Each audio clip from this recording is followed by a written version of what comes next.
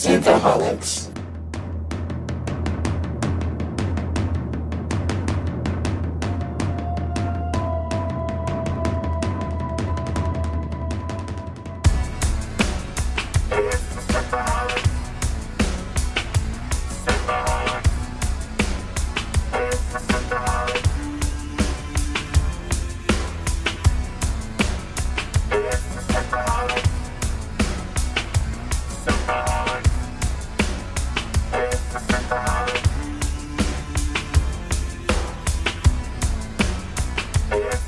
Welcome to Synthaholics. This is your host, David Duncan.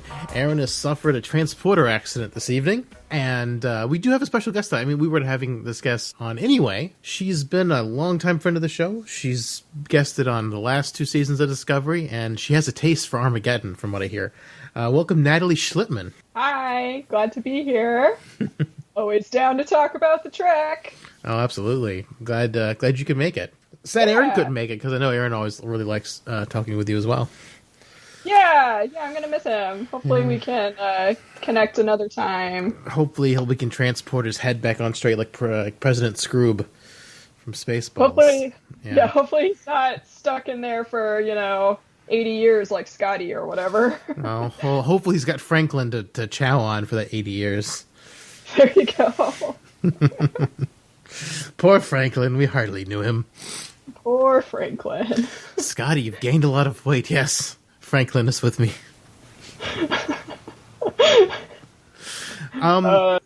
So there's one thing I just kind of wanted to mention. I know last week Aaron and I talked about the actor playing Adira and how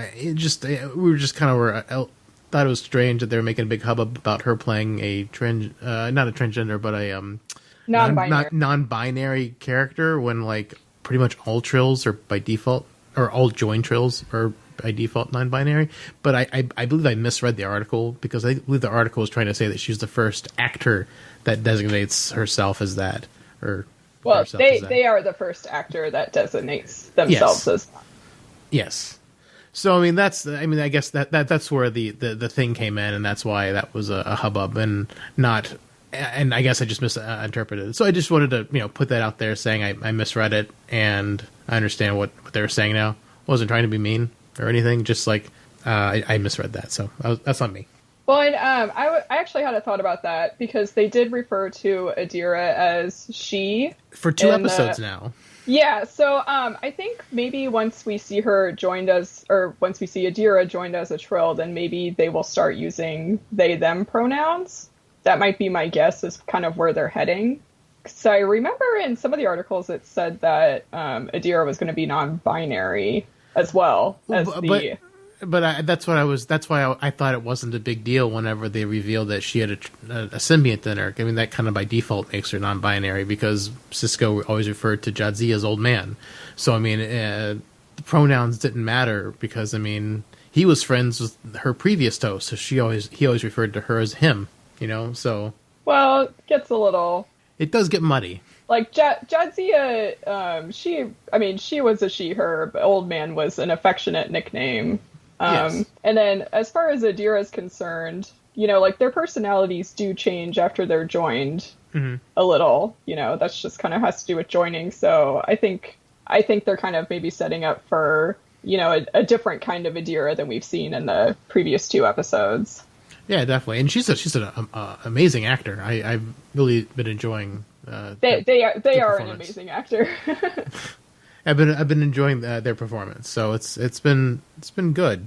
But non-spoilers, what are your takeaways this week? So I really enjoyed this week's episode. There was a lot of emotions from pretty much all the Discovery crew and everyone else that's in that's a character in the show. Mm-hmm. So I always like those kinds of episodes, like Family and TNG is one of my favorite episodes. Family's great. Yeah. And that's, just pretty much all about, just emotion and dealing with those emotions. Oh yeah, for sure. And like the violation of being a Borg and coming back from that. Yeah. The post-traumatic, the PTSD that Picard suffered, and that kind of goes along with some of the PTSD that the Discovery crew has just suffered. Yes, yes. Kind of a parallel there. Mm-hmm. Yeah, and then try not to give away too many spoilers. Yeah, just the kind of general thoughts for the first, because we just kind of just do a couple little things, what we thought, overall feelings for the episode, then we just kind of get into the meat of it, so people can hear general thoughts, and then they can stop if they want, or keep going if they also want to. Yeah, okay, so should we do a little plot synopsis then? Get started with that? Let me go ahead and do my non-spoilers thoughts, and then we can. Yes. And then you've got a great synopsis. We were talking before we started recording, and she threw out a line. I was like, oh, I kind of want to use that. And like, here, you should do it because I don't want to take your thunder. And I thought it was pretty good. But my non-spoiler thoughts for it. Nice to see Trill. Nice. I mean, we knew they were going to Trill because they mentioned it last in the previews. They had some really great shots of Discovery. Like, they're doing a lot more different shots of the ship than they had done in the past 2 seasons, which is kind of nice. It almost looked TOS-y from like the one of the opening shot in the episode. Yeah, I got that vibe too. And I even rolled it back because the parts of it were shadowed, so it almost looked a little bit like the Enterprise, a little bit, the way it was shot, the way the shadows were laying across it. I was like, I was like, that's kind of an interesting shot. Let's see, overall thoughts. So overall enjoyed it. Not sure if it's the strongest episode yet. I'm glad we're finally getting the season so far has been feeling breadcrumby. We're getting little bits, and it looks like finally next week we're finally get some forward action happening finally. So I'm really excited for next week personally. But some bigger bits. Yeah, some bigger bits. It's been very breadcrumby so far. So looking forward to more reveals, more understanding what's going on, and so that's got me really pumped for next week. So Natalie, what is give us the your synopsis for this week's episode? Okay, so there's a couple different main plot lines in the episode.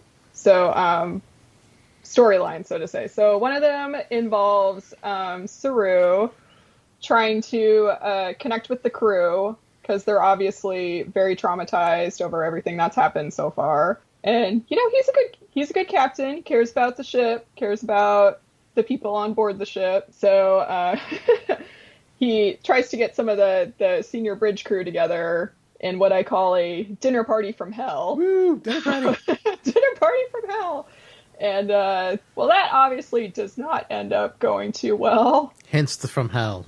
Hence the from hell. Poor Saru. He tried.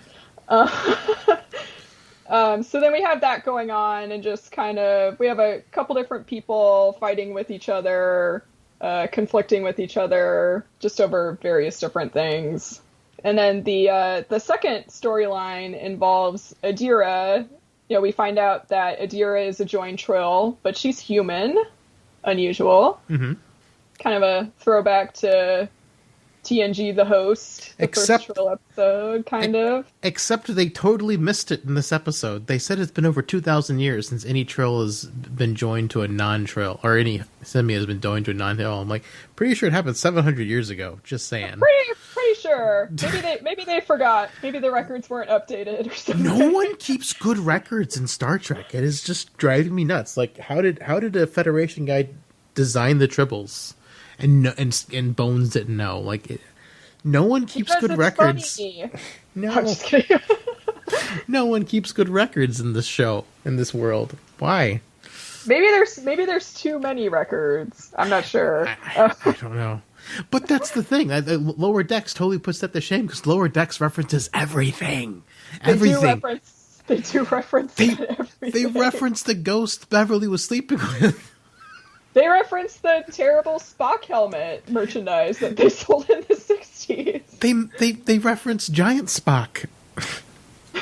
I mean, they reference everything on Lower Decks. There are, like, it's just like you go from Lower Decks where records are kept meticulously to Discovery and Picard, and where just no records are apparently kept at all. I will say, though, I will give the Trill the benefit of the doubt in the future, because it's so far in the future, and Everything's all crazy. Well, maybe that host that used to be in Riker died, and so they forgot about it.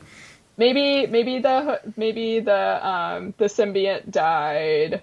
Probably did In the burn.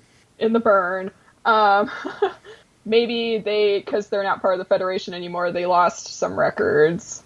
Maybe. So, don't know. They specifically did say that the symbionts are their history, so apparently they don't keep records the way we do, I guess, maybe. Maybe they do it in a different way.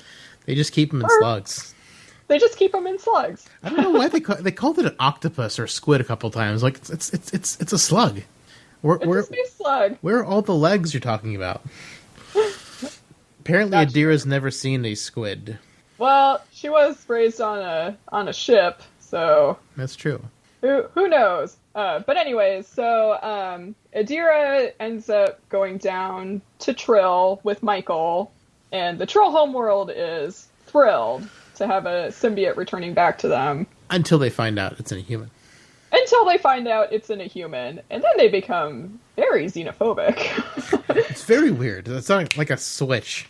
It was a switch. It was a major switch. So we do get a little bit of action from that. But Michael, of course, is very Starfleet. No, she's not. She shoots people.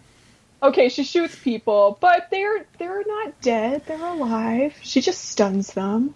She's Malcolm Reynolds from Firefly now. I was talking about the fact that she said that Adira's life is what matters most. Yes. Not just the Trill symbiote, but Adira, because if you remove a Trill from the host, as we talked about in Deep Space Nine, the host does not do so well. But Riker lived. Yeah, but that was so that's why I thought maybe it is not lethal to non-Trill. Might be, but that was also the first episode that we had the Trill. And they also had the face prosthetics. They also had the face prosthetics, and we're not going to ruin Terry Farrell's beautiful face with a face prosthetic. We'll just paint some dots on her that go all the way down. They go all the way down. That's true. But anyways, I really liked seeing a familiar species. Oh yeah, for sure. I'm currently making my husband go through all of Deep Space Nine with me. Because if you're married to me, you have to watch the Star Trek. That is part of the deal. It was the wedding vow. It was the first one. That's just how it goes. So that's been. So yeah, we've been watching a lot of Trill stuff with Jadzia, obviously. So it's nice to have that connection. Speaking of great Trill stuff, I loved it when Quark was playing one of the female hosts. It was great. Jadzia did that on purpose. Oh, it was so amazing. Poor Quark. That was great. I loved it.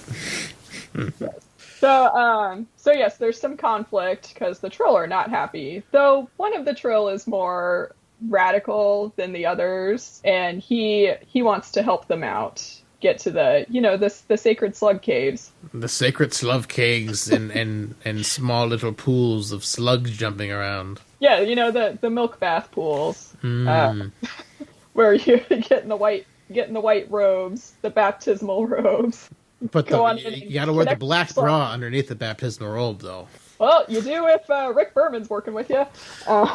And Michael Piller. Or not yeah, Michael there you go. Oh wait, isn't there? Alex Kurtzman, I'm sorry. Alex Kurtzman, yeah. There you go. So anyways, so we get there. Adira is able to reconnect with their previous host, excuse me. And well, they call her she all the time in the show, so I mean, it's kind of...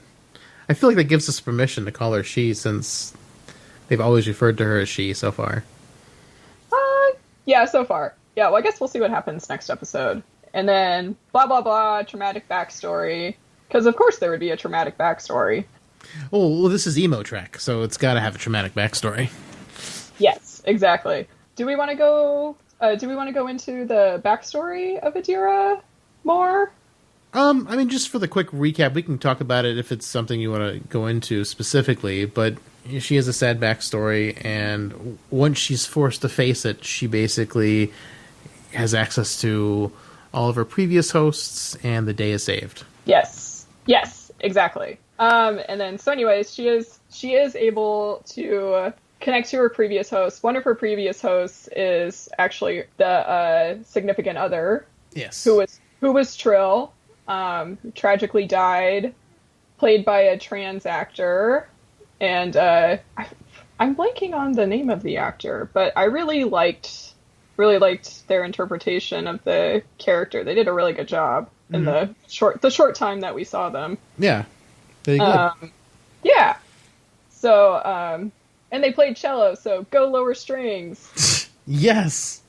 I play upright bass myself. Oh, that's awesome. Yeah.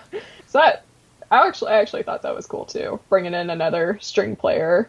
So I think the last cello player we had on the show was O'Brien. Good old Miles Brian.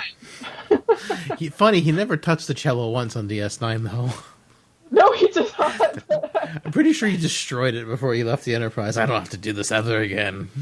Yeah, I don't have to play. He took it on the holodeck when he was kayaking or whatever and destroyed it. Yeah, he took it in the Battle of Britain. Like lob the cello at some incoming German planes. That would be great. I've got a cello launcher here. Yeah, I got a cello launcher. So we did that, and then the Trill were actually, they changed their mind pretty quickly once they realized that. As soon as she had access to the memories of the host, they're like, "Oh, okay, it's cool now. It's okay that a non-Trill violated her sacred water baths." Yeah, changed their minds. They asked Adira if Adira wanted to stay on Trill, and they would help guide her through her, through, I guess, the new life. Trill puberty.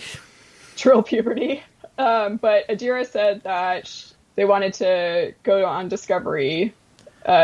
She's got to lead them to the Federation. And exactly. The symbiont are not just for the Trill, they're for everyone. She's got to lead them to the Federation, and there's a lot of knowledge there that she can share. Yeah. So, and then it ends with an Enterprise-style movie night. Exactly. Yeah. That was a nice throwback. That was a really nice throwback. I was wondering if any of the other shows would do that, like new shows coming out. So yeah, the episode. I figured that's where it was going when Saru was talking to the computer earlier. Even before the computer started mentioning it, I figured that was going to become that'll probably become a routine. I would guess. Yeah, so they decided to fire up some Buster Keaton. Absolutely, why not? What can we get that's public domain? Exactly. I really wish they played the Three Stooges. Okay, come on. Maybe that'll be a later one. Maybe. Although I don't know if they're public domain yet, because they did make that live action Three Stooges movie, so the Three Stooges name is probably still under copyright. I don't know if using the name puts all the old shorts back into contention where they can't be used. Because Star Trek is notorious for usually just grabbing stuff that's public domain. That's why we get a lot of classical music. A lot of classical music, a lot of Buster Keaton, lot of decomposing Fox from the internet, from the Picard show, public domain images. They really like that in Star Trek. So I don't know if we can get the Three Stooges. They saved the big licenses for the movies. Yeah, that's true. Playing Sabotage. Yes, Beastie Boys. Yes, absolutely. So with this episode, Steppenwolf. Sorry. Yeah. So Saru's dinner party from hell. Everyone does a haiku, and what's her face? Detmer. I don't know why I couldn't think of her name, but Detmer starts talking about Stamets' blood, out of nowhere. Yeah, but you can also tell that they've had some lingering shots on her in the past few episodes. And I was like, oh, they're leading up to something, because she's obviously not well.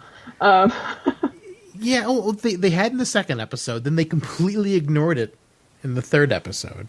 It never came up. She didn't act weird or anything.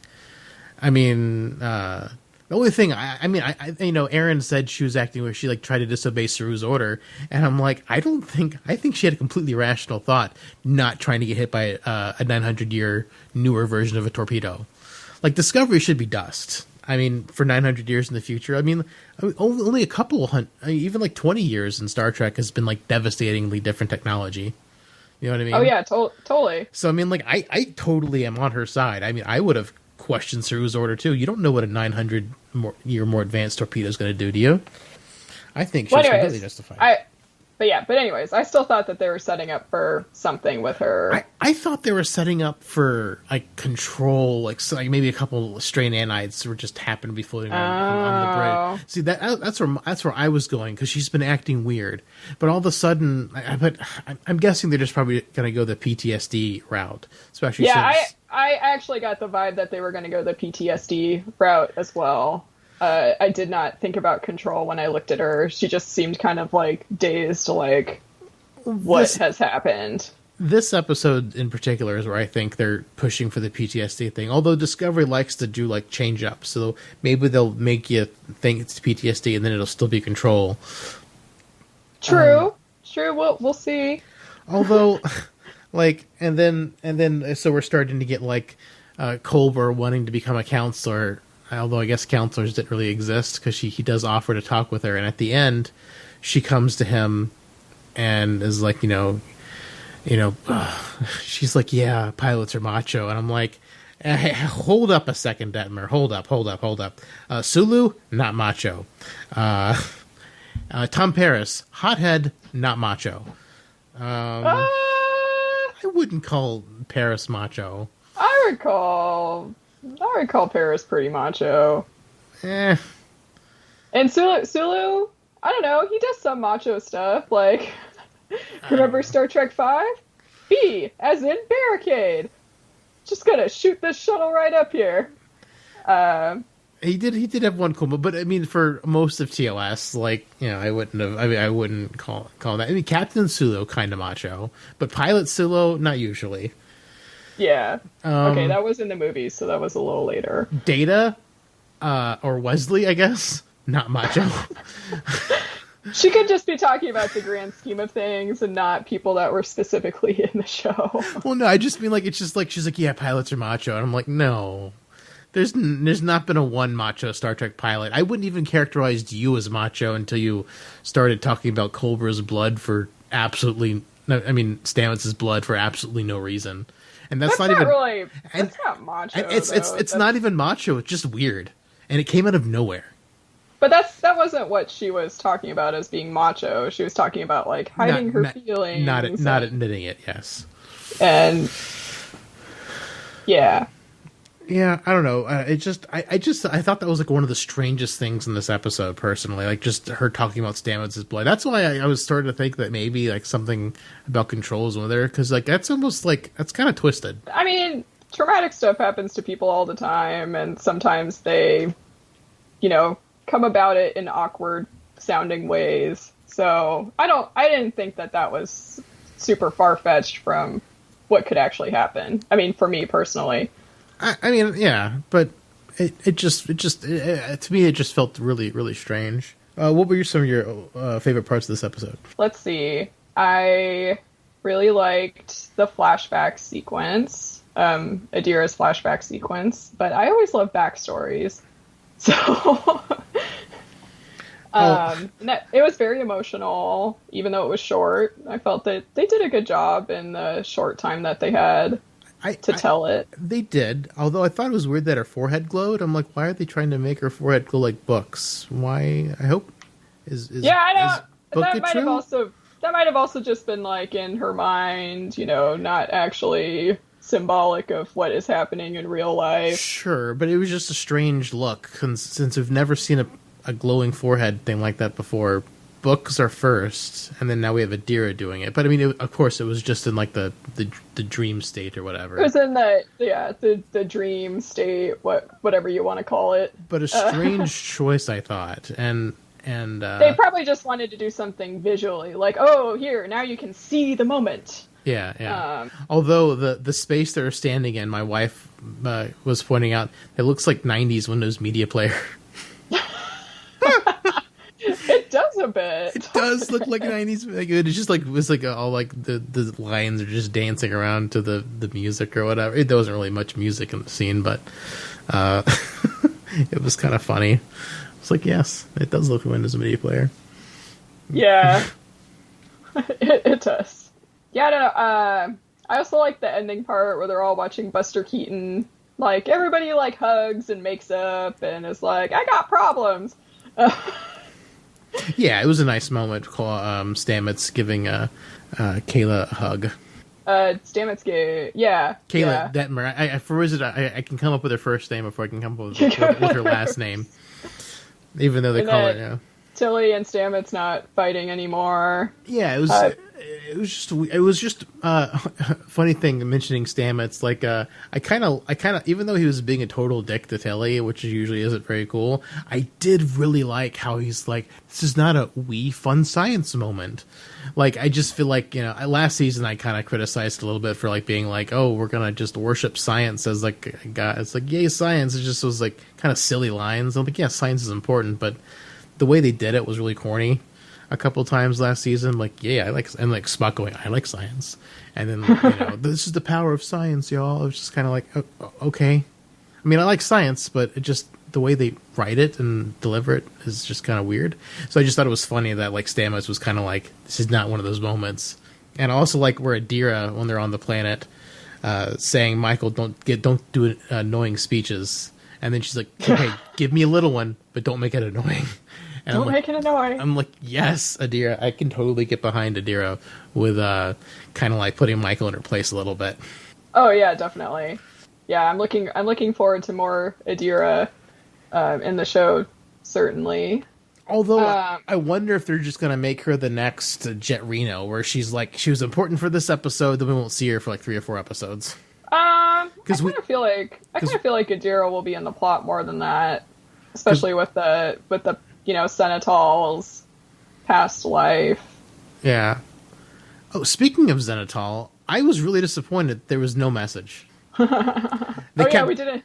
They kept talking about a message. There's a message, and there was no message. Like, she just gives them the coordinates, but what's the message? Is the message just the coordinates? It might just be the algorithm. Who knows? I felt like they could have done like a full message from Xenatal as a nice just like connecting to what they've been previously looking for. Yeah, like Xenatal, like he was there, like Michael was able to see him. Like, why didn't Xenatal give them the message? She's like, she could have asked him for the message then. It just kind of felt anticlimactic that they kept talking about, we need you to remember the message. We need you to find the message. We got to take you back to Trill so you can get this message. And the message, I guess, is only the coordinates. And like, well, why didn't the guy just send the coordinates in the first place? I don't know. It was kind of strange. You know what I mean? Oh, probably didn't want them to be intercepted if they're trying to protect the Federation. Well, I mean, like, left of it anyways. But I mean, travel's so limited anyway. You'd have to make a hell of a slog to even get out there. I mean, presumably. Since travel's so limited in this universe. I did like how Saru is back to trying to get Stamets to do a non-human interface to the spore drive. That would be that's a problem that needs to be overcome for them to furnish the Federation with lots of spore drives. Which, I mean, it's got to be the answer at some point this season, where they're just going to give the technology to the Federation so that they can be the Federation and get back to their exploration and bring the Earth and Trill and all these places back into the Federation. Yeah, it does look like that they're definitely moving towards something in that vein. And then Tilly was talking about like a different way of accessing the spore drive, which Stamets kind of blew her off on. Yeah, a dark matter interface. Which, blah blah blah. Truck no babble. Well, I mean, we've seen previews from later in the season, like before the show, and there is a different spore interface, but it looks Stamets is still in it. It's like he's just grabbing 2 different things with each hand instead of being injected in his arm. Yeah. So it looks like there's still going to be some sort of human interface, or maybe that's a stepping stone to no interface. I don't know, but it was just I thought that was something interesting. A little less invasive. Maybe. Although, just speaking of stamets and the spore drive, like in season 1, it was making him crazy. In season 2, it didn't do anything to him, and then season 3, it's not doing anything to him. So, like, why was it detrimental to his health in season 1? Maybe he just wasn't used to the crazy mushrooms yet. He's built up a tolerance. I guess. That was more of a joke.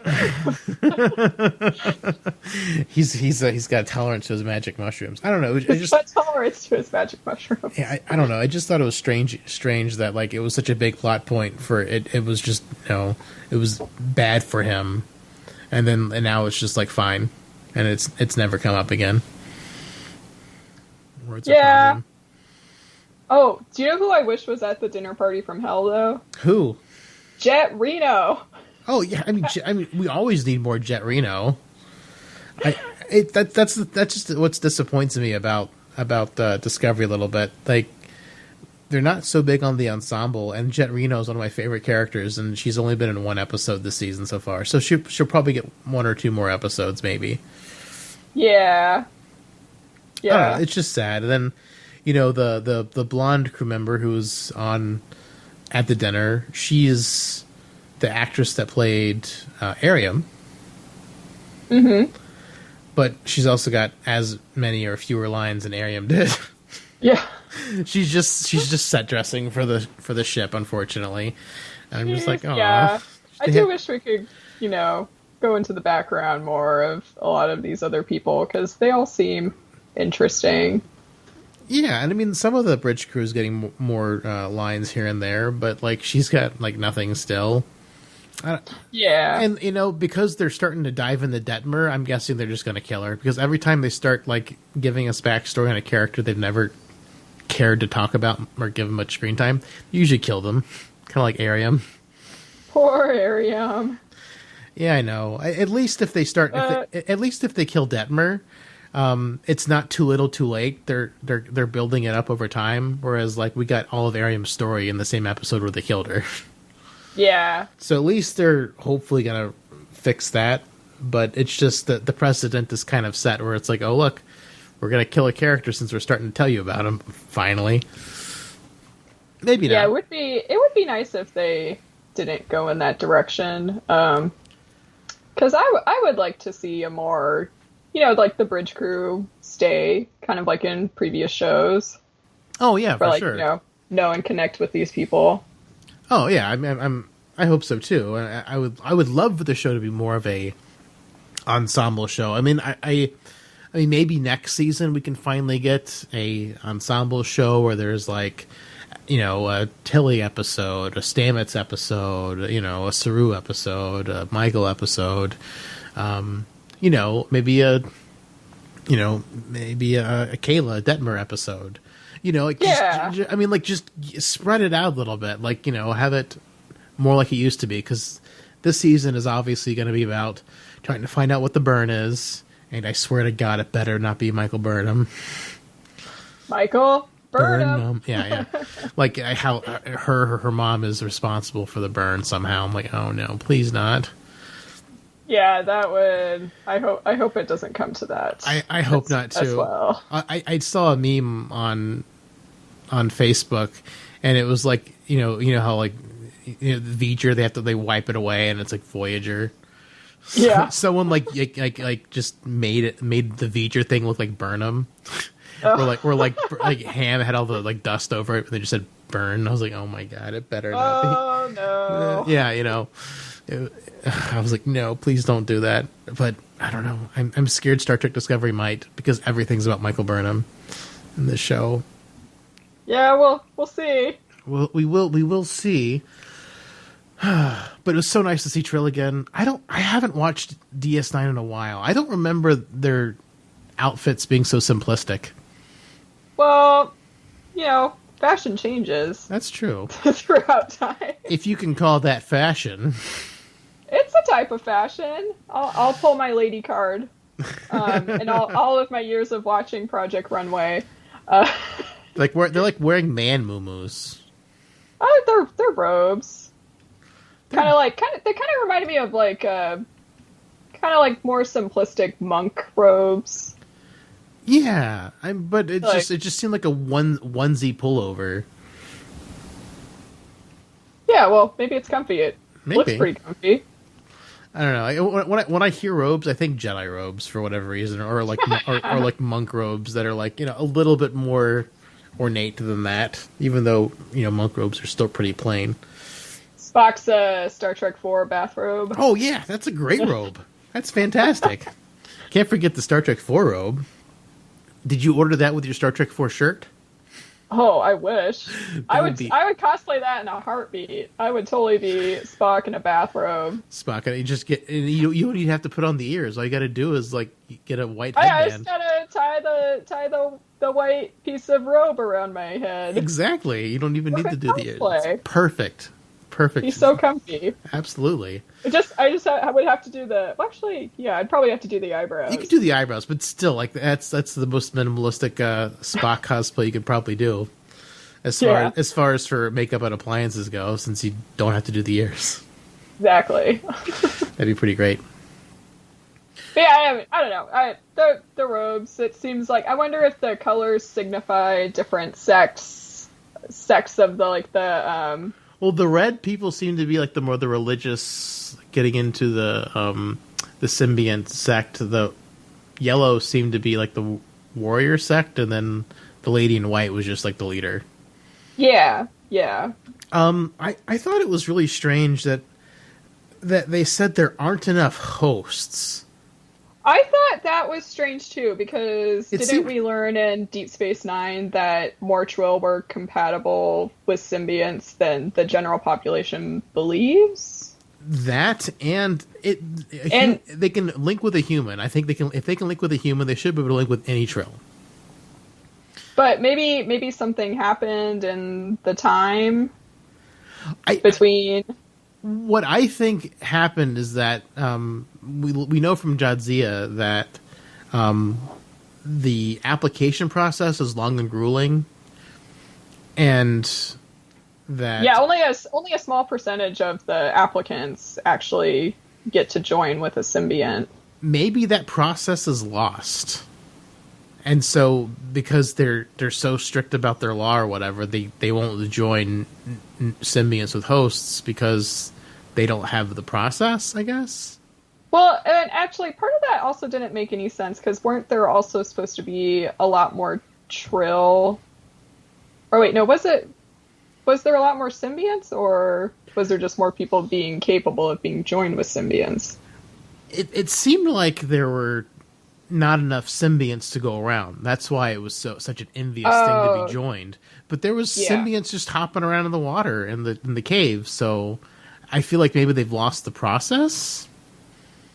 Or something happened to people, or something happened to Trill anatomy in that time period. It's really vague. Because the burn would have killed a lot of the symbionts. Probably. A lot of the joined Trill. The joined Trill, yeah. So with the symbionts, so I just don't understand. I thought it was such a strange choice of words to say they're running out of hosts, and I'm like, is your population just the 5 of you and the 2 security guards? Like, what's going on? Or any of them joined? Is like the leader joined? Like, I don't. It was really, really vague. Like, what's going on with Trill? And I wish they would have explained more. Yeah. Because, yeah, I mean, like, having a symbiont, like, having, like, being almost out of symbionts, that would make sense. Because it seemed like the symbionts didn't reproduce that often. Or there was only a set number of them. And if they could die during the burn by just being exploded, then that would be fine. That's not fine, it's not good, but I mean, like, it's understandable that there are fewer joined Trill when there is fewer symbionts. But they didn't say fewer symbionts; they said fewer hosts, and I'm like, because in the 24th century, I just looked it up to make sure, because I'm not on that episode of DS9 yet, I think. Or wait, no, maybe I am. Oh, I don't remember. I get things mixed up. So they said that virtually 50% of the population was suitable for joining, but that wasn't what they said to the Trill symbiont applicants. Yeah, they're bureaucratizing it. Yes. Yes. Yeah, I think they want to make it a highly selective process so that people don't, fight over them in that time period. Yes. So, either maybe like you were saying, maybe there's something changed about their physiology. Yeah, maybe something changed in the physiology, and then they probably have even less Trill. I mean, they should have less Trill symbionts because of the burn. Yes. Then they also said that the planet was on the verge of, societal collapse. Which I don't see any fires or smoke in the background. That looks like a beautiful, peaceful planet. Well, you don't always have to see fires or smoke. Again, are the six of them the only ones alive, and they're trying to kill each other? The six of them are the only ones alive. Are they really trying to kill each other? That sounds very TOS. I mean, that would be kind of hilarious if it's just the six of them. It's like none of us are going to join. Yeah, but yeah, we didn't see Trill really beyond that. We don't really know what's going on there. I mean, like we saw a building in the background, like we saw obscured by building. trees. But this is also probably, I mean, the caves are a very sacred area, so, not every Trill is able to go there. I mean, I wonder if Trill have really sensitive nose glands like the Vulcans, and they just think humans smell so bad. It's like, we cannot let the humans go into our sacred swimming pools. Not our milk baths. Not our milk baths, no. I don't know, from the preview last week, I was like, oh no, are they going to join Michael Burnham with the Trill? Give her Dax. At least there'll be a reason for her to be so amazing and like perfect at everything if she's Dax. Oh my gosh.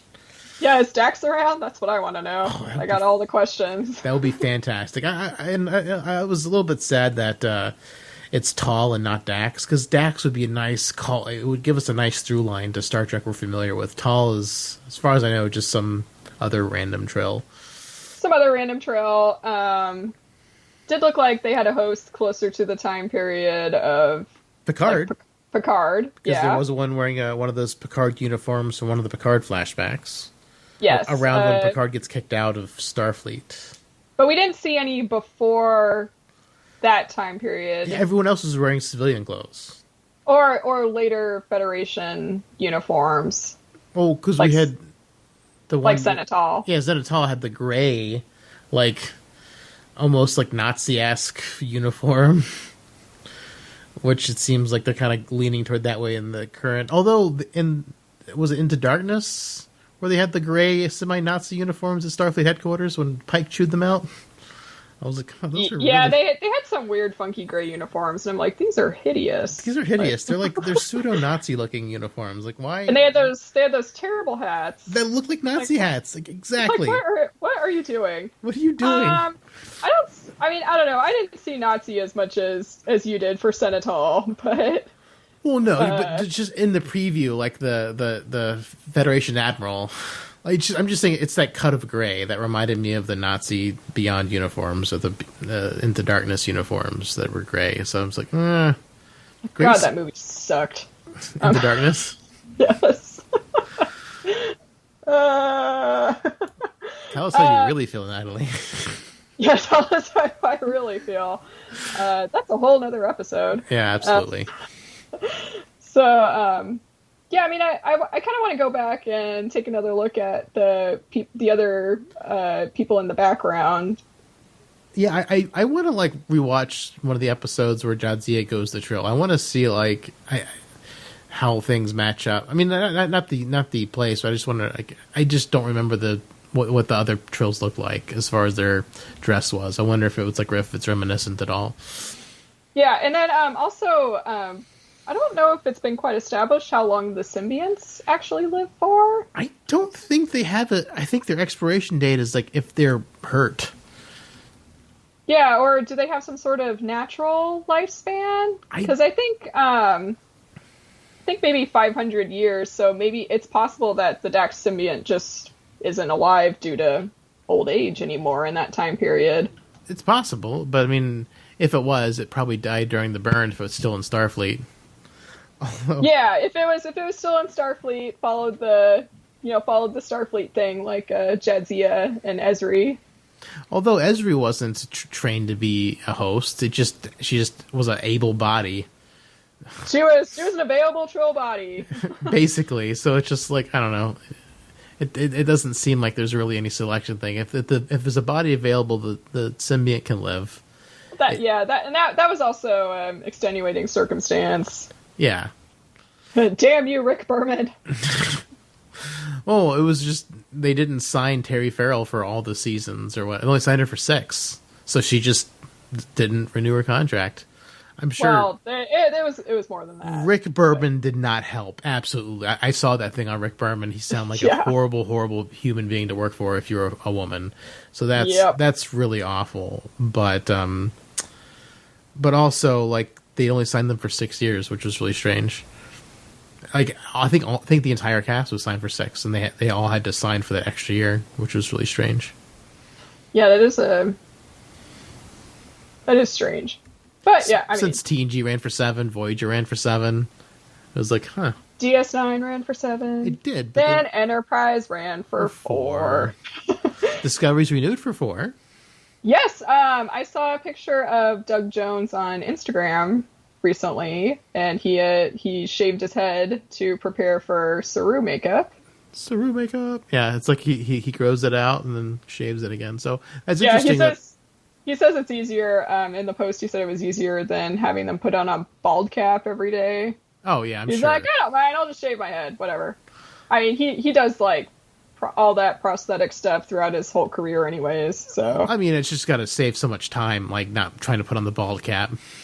Oh, yeah, totally. Bald caps are a pain in the rear. Not that I've worn one, but I have cosplay friends who have... Oh, yeah, for sure. And it's just, it's probably just sounds like it's an extra time that you could not have to spend if you don't have to. Yep. I mean, like, yeah, I think episode 2 is still my favorite of this season. It was very Starfleet-y, episode 2. Episode 2 was really good. Episode 3, Aaron and I were both kind of like, it's kind of a non-starter. It's like, it's just kind of like breadcrumbs, and then... Kind of like a transitional piece. Yeah, and then this episode... better than episode 3, but still breadcrumby, and we're finally going to get hopefully some information, some answers next time, hopefully, which is, that's got me really excited. I'm excited to see what's going on, although it doesn't seem like Starfleet's super friendly from the preview either, so it's like, Yeah. We're in this weird dystopian future, and things can't be normal and good. And the thing is, if Starfleet's hostile, like, are they just going to, like, do their own thing? We're going to start our own Starfleet with hookers and booze. Yeah, there you go. I'm sorry, hookers and blackjack. Hookers and blackjack. Blackjack, I'm sorry. Hookers and blackjack. The old Bender line. Yeah. I mean, they could just spore drive to the... They could just go spore drive to the Delta Quadrant. It's like, yeah, we're far enough from the regular Federation. We'll set up our own Federation here. Maybe those dinosaurs will join. Yeah, the dinosaurs. Maybe they'll find the descendants of Janeway and Tom Paris. God, that's true. Maybe they've re-evolved back into humanoids. Maybe they have. Oh, they showed the salamander creatures in that one Lower Decks episode, so apparently other people have gone to Warp 10. Oh, I laughed so hard when I saw that. Oh my goodness. Lower Decks was just a riot to me. Lower Decks is so good. Go ahead.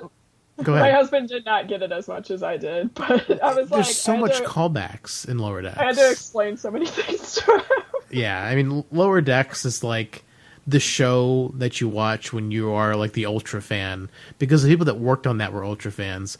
I feel like Star Trek Discovery is kind of like for people who aren't as much fans, because they kind of do a lot more hand-holding in Discovery. Mm-hmm. Well, it's television catering towards a different crowd. Yeah. Probably, definitely catering more towards people that are newer to the franchise, like starting out. Mm-hmm. Yeah, I just get this overly teen drama-y feel to Star Trek Discovery lately, with a lot of the crying and the hugging that's happening so often.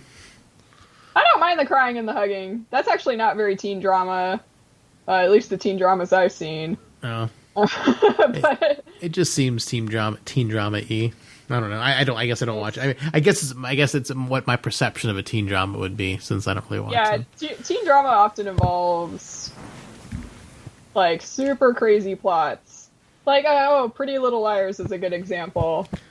Like last season, Pretty Little Liars, someone like kidnaps all the Pretty Little Liars, and then it turns out to be like the British twin of one of them, who we've never seen before. Oh, so it's the Parent Trap all over again. Yeah, kind of. Damn it. Except she's evil. Damn Parent Trap twins. Or, Gossip Girl, when Gossip Girl turns out to be one of the main characters, and it makes no sense at all. Oh, wow. That's interesting. Yeah. So not as much teen drama-y, at least the teen dramas I've seen. But certainly more... certainly more emotional. We're tapping into our emotions here. Yes, but Starfleet's a pseudo-military organization. For us, they're also scientists. Yes. That's actually one of the things that drives me crazy about Wrath of Khan. Is they're not consistent at all with what they're like. Starfleet's the military, and I'm like, yeah, but they're also scientists and diplomats, and sometimes military. Yes. Several different things. Well, I feel like they forget the military aspect in Discovery, because we need the mirror universe people to actually have the balls. But then again, also, Discovery is a science vessel. It's true. It's not the Enterprise. It's true, but also, like Lorca was the only technician in the entire fleet, because while Discovery was still in our universe, it was the only thing helping against the Klingons. Granted, they did have the spore drive, but also Lorca was the tactician behind it. Yeah. It just makes me feel sad that Federation just has no balls, no strategy, no cunning. And Kirk was cunning. Like, who did he learn that from? I mean, he said he learned it from Garth of Izar, but where's Garth of Izar? Where was he during the Klingon War? Oh, he's in Axnar lawsuits because we're trying to forget that he exists in canon. Where was the Enterprise? Where was the Enterprise E during the Dominion War? I have so many questions. Yeah, absolutely. Where is the Enterprise E? Why are we sending all these 100-year-old ships to the Dominion War? Why are they screwing around on a planet with, Fountain of Youth or whatever instead of fighting in the Dominion War? Starfleet doesn't always make the best decisions. No.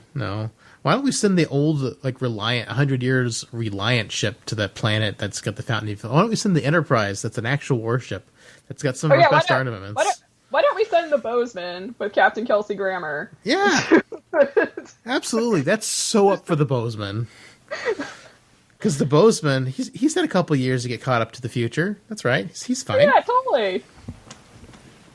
Actually, it's funny that you bring up the Bozeman. So basically, the Discovery is the new Bozeman.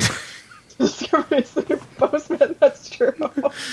Except it's an even more extreme. It's a 900-year time jump instead of a 100-year time jump. But semantics. Yeah. What if they bring back the Enterprise J? Oh, good God! I hope we get the Enterprise like L or M. I hated the J. It's so ugly. Oh yeah, it's really ugly. Actually, I was in a bookstore the other day, and sometimes they sell some other things other than books, and they were selling a model of the Enterprise J. They made models of the Enterprise J? Yeah, I mean, it was like a little starship, but I was like, what ship is that? And I got closer, and I'm like, that's the frickin' Enterprise J. No wonder it's for sale here. That is just truly bizarre. God, Enterprise J, man. I mean, they were trying to make a futuristic-looking version of the Enterprise in X-01. And they just made a giant stretched-out version looking. It's so weird. It still had the deflector dish on the front of the saucer instead of on the secondary hull. Because there was no secondary hull. The aesthetics of Star Trek Enterprise leave much to be desired. Yeah, although the Discovery pens and the 900 year in the future pens are exactly the same, except there's a circle of the back that's filled in. Yeah. A little bit sad they didn't try to redesign that a little bit more. Yeah. Actually, like the full, because it's got that line in it. Like the fully split delta would have probably been a lot better, especially since like the Federation's all fractured. That'd been a nice little visual representation, or like a completely fractured delta that's a bunch of different little shapes. That would have been kind of fun. Mm-hmm. That would have been fun. I mean, just as a visual Cool. representation, the Federation is broken and not the same as it used to be. Yeah. And that poor guy from the first episode, we have not heard from him anymore. Is he still just staring at the flag sitting in that chair? He's probably much happier now that he has the flag. He's just these poor gray walls, now I have a blue flag. Just sitting around in a decomposing space station all by himself. Maybe Book came to say hi. Oh no, he can't because Book's in this quadrant now. We don't know. Yeah, we don't know where they were, but it's presumably far away. I really wish they would have kind of told us where they were. I wish they would have too, because I would have been really, like what planets are they close to? We saw the Andorians and we saw the Andorians and Orions, and did we see a Tellarite too? We saw, we did see a Tellarite. We saw a Morn, whatever a Morn is. Yeah, a Morn. That was a nice callback. That was a great callback. Like, holy crap, a Morn! I was really sad that we don't get any more. We've only got Morn that one time, also. Yeah. But luckily, he escaped. He did his transporter and did not get eaten by the slug. So he's a smart Morn. He's a smart Morn. He's probably smarter than our Morn. I don't know. Our Morn was pretty smart. He hit all the Latinum inside him, and he had a really hot wife for being a Morn. Oh, that's true. Well, people in the future probably don't care as much about. She loved him for the money. What are you talking about? He did also have all the Latinum. He had like 6 stomachs full of Latinum. She was a gold digger, I swear. A Morn gold digger. A Morn gold digger. Hey, they seem happy though. Good for them. I guess so. Although no one seemed sad that Morn was dead. Yeah. Even though he wasn't really dead. I guess maybe she knew. Maybe. Yeah, she probably knew. Oh, I don't know.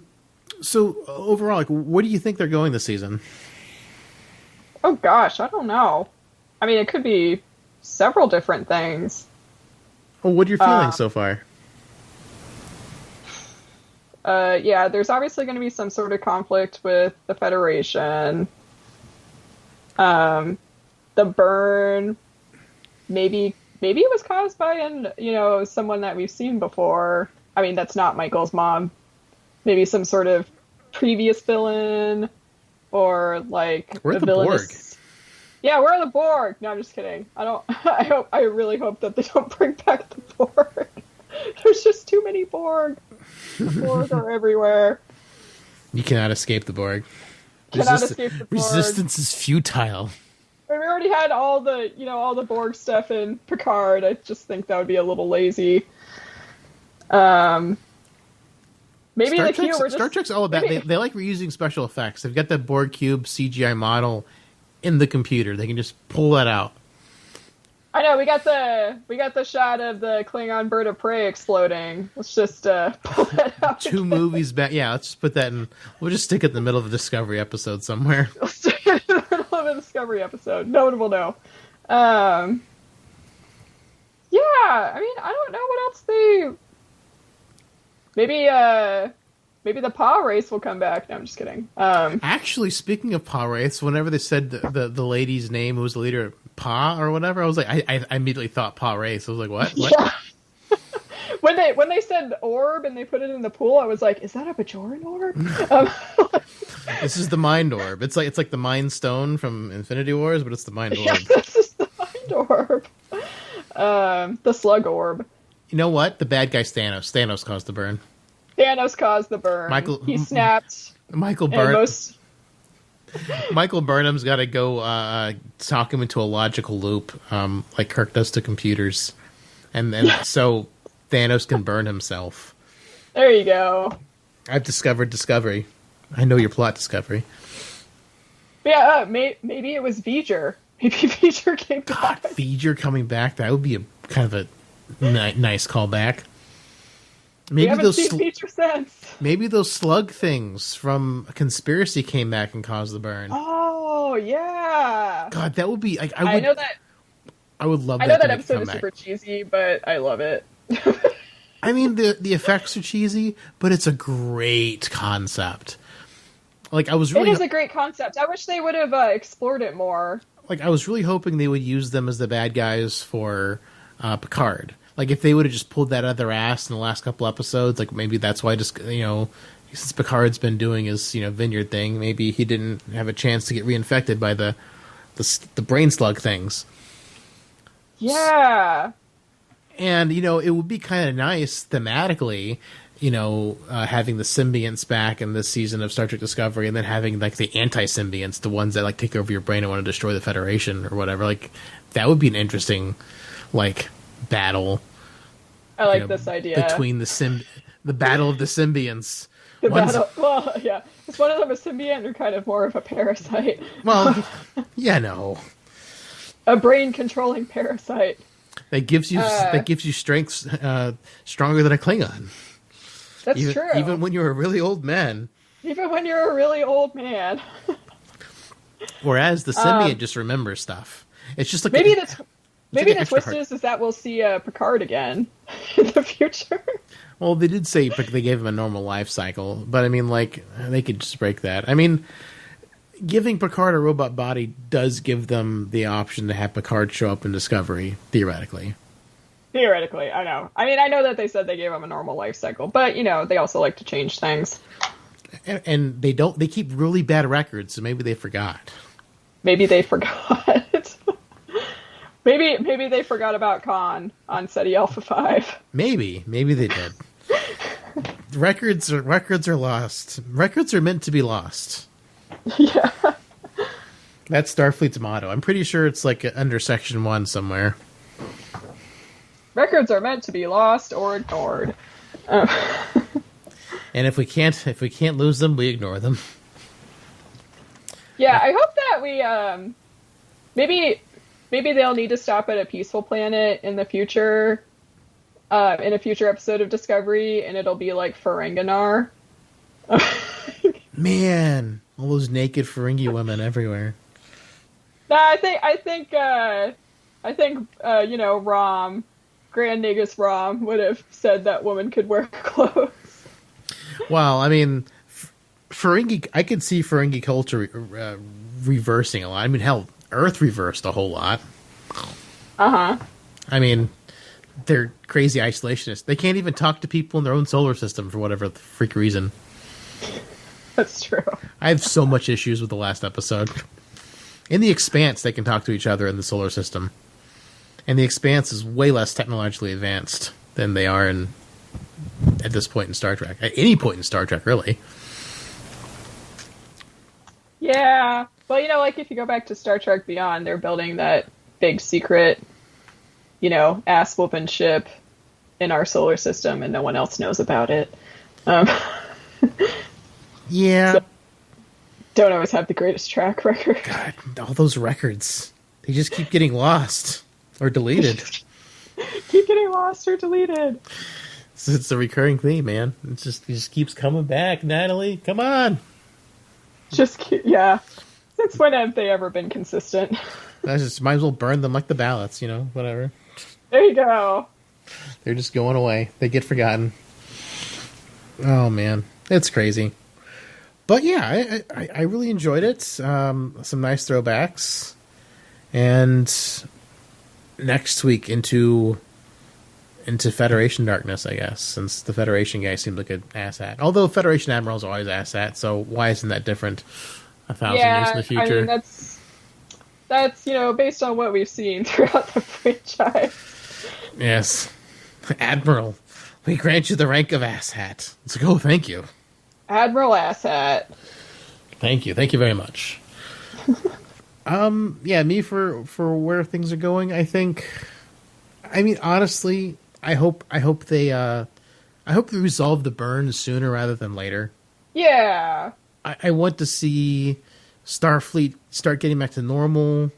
I want to see them just doing Star Trek stuff, exploring strange new worlds, and letting it be episodic and be fun That's where I'm hoping the season goes. Although I don't think they're going to get episodic until next season.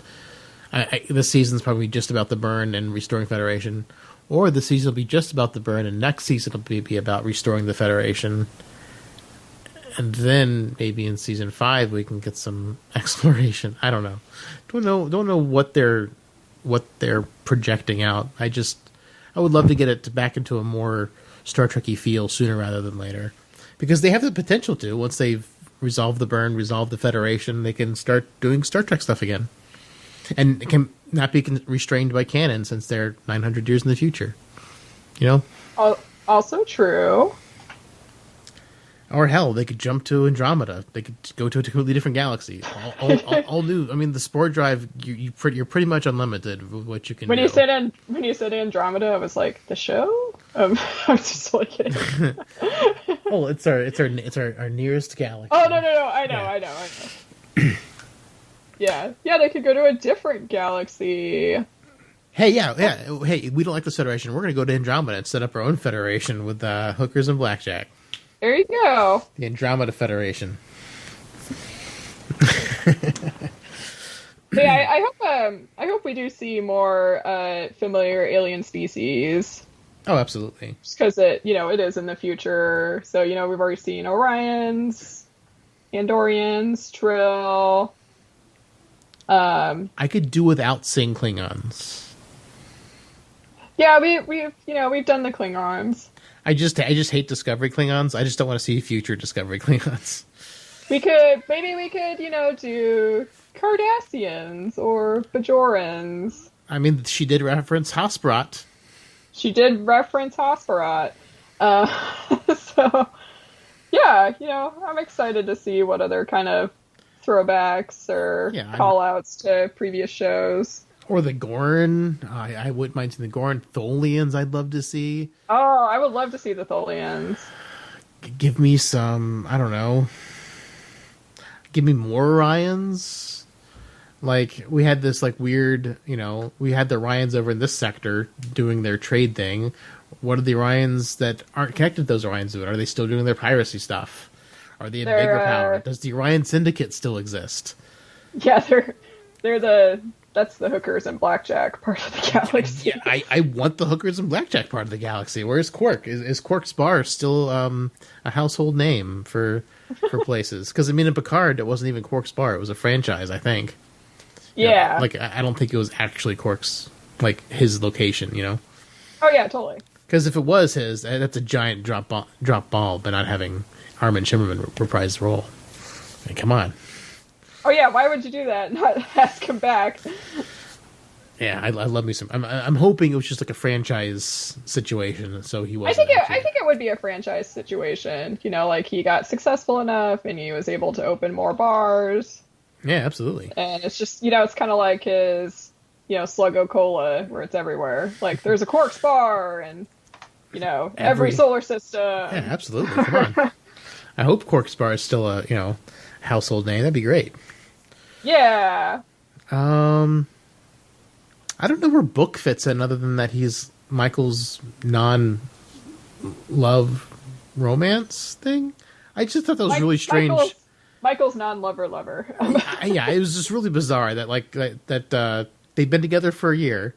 They literally hang out all the time, and they're not doing each other. I'm like, really?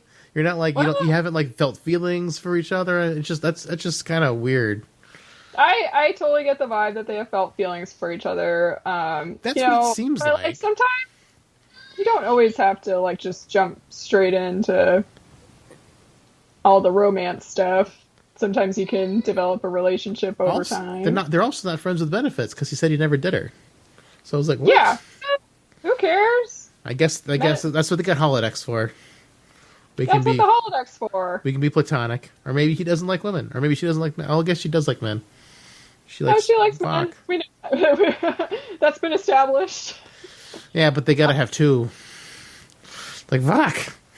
Tyler. Yeah. So they can be friends and hang out for that long without having sex. Doesn't always have to jump into that. It doesn't have to, but I don't know. Some people like to get the rocks. Yeah. Everyone can develop their relationship at a different pace. Yeah, I do think that we will see more of them together, well, together I in think the he's future. on like 11 or 12 episodes this season, according to IMDb. So I guess they'll Yeah. be running into him soon. But I just don't know how he like really fits into the the plot. Other than Yeah, and I that, have a lot of questions because, like, his name, first off, but then he seems to be alienish. I have a lot of questions. yeah, Space Druid man. Space Druid man. But he's got a cat, so, that's okay by me. Yeah, or maybe that's his familiar. This is familiar. His familiar has a thyroid problem, though. Oh, poor Grudge. Poor Grudge. Well, like Poor Grudge. they made it seem like the Grudge was going to show up a lot. They wrote a whole article about Grudge, and like she's been in an episode. Yeah. Well, they also wrote a bunch of stuff about number one, and we saw how that panned out. That's true. I do think that Grudge will come back, though. Yeah, I hopefully. did read that part of the problem with number one is that the dog wasn't very well trained. Oh yeah. Which is no fault to the dog. Animals that they use in movies are super trained. Mm-hmm. So Cats don't usually get all that superly trained, but they can. They can. they can. But they, yeah, I've been a cat owner all my life. You can train cats to do things. It just normally takes time. gotcha. Well, that's cool. Yeah.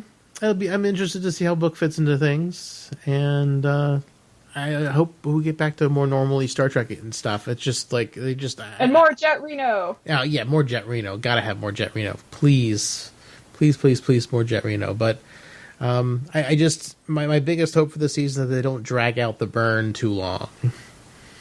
Yeah. Because it just, I feel like it's kind of immaterial at this point. Like it happened, and I mean, why it happened doesn't seem that important anymore. It happened over 100-something years ago. If they can reproduce the spore drive, then there's no reason to need warp drive anymore. So it just seems like immaterial. Like I just don't feel like there's a whole lot of reason for them to go into it. You know what I mean? Mm-hmm. So I don't know. I'm not sure how I feel. I just that's why I kind of feel like I really hope they don't drag the burn out too long. I just want them to figure out what it is and move on to more Star Trek-y things, hopefully. But yeah, thanks so much for joining me, Natalie. It was a lot of fun. Well, thank you for having me. It was nice to be back.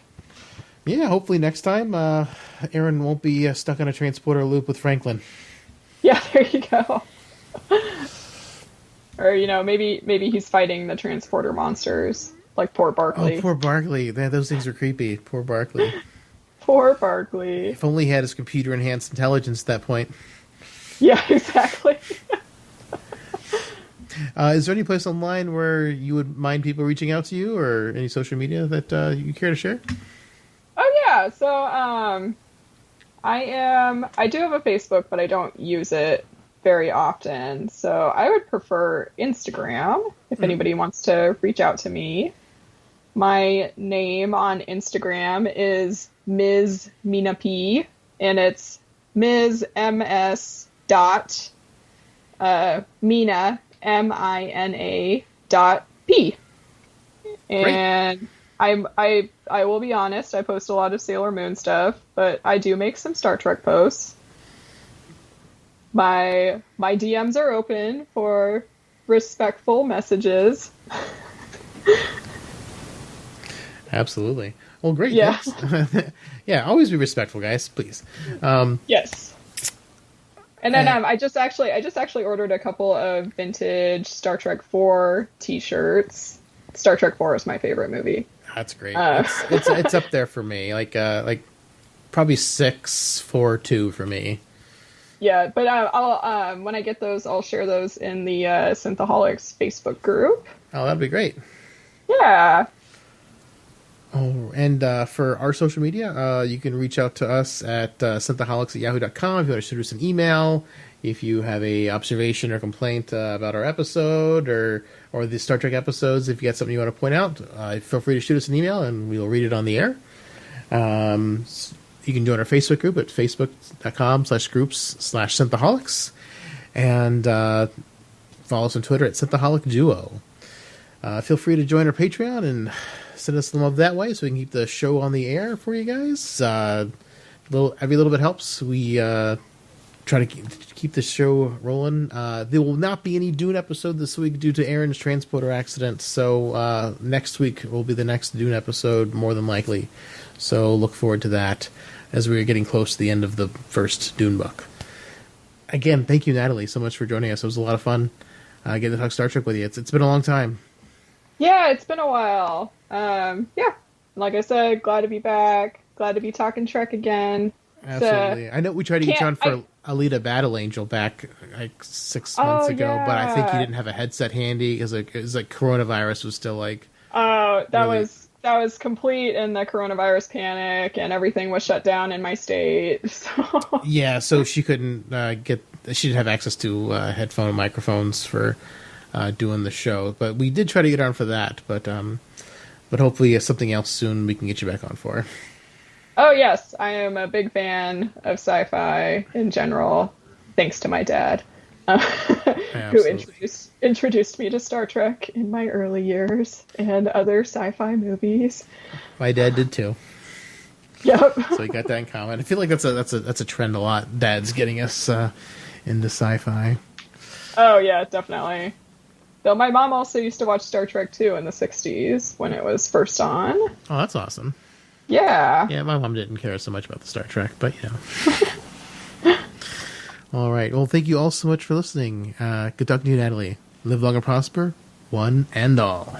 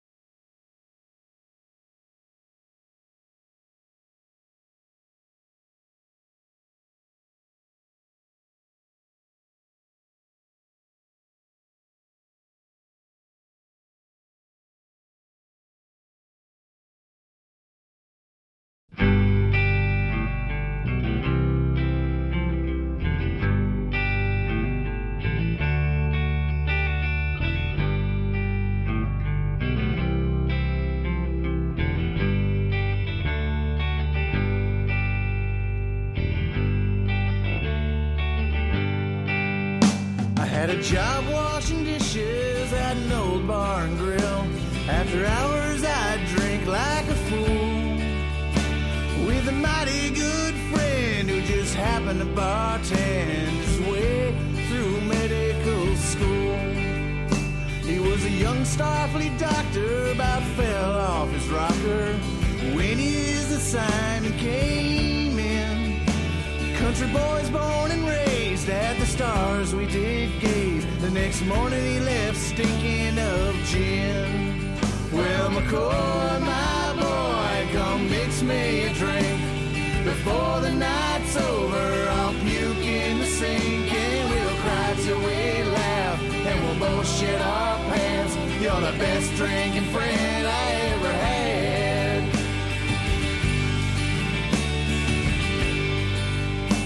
Spent many a year in danger and fear on a sailing ship beyond the stars. So imagine my surprise when I heard he had died in his bed 50 million miles this side of Mars. Well, McCoy, my boy, come mix me a drink. Before the night's over, I'll puke in the sink, and we'll cry till we laugh, and we'll both shit our pants. You're the best drinking friend I ever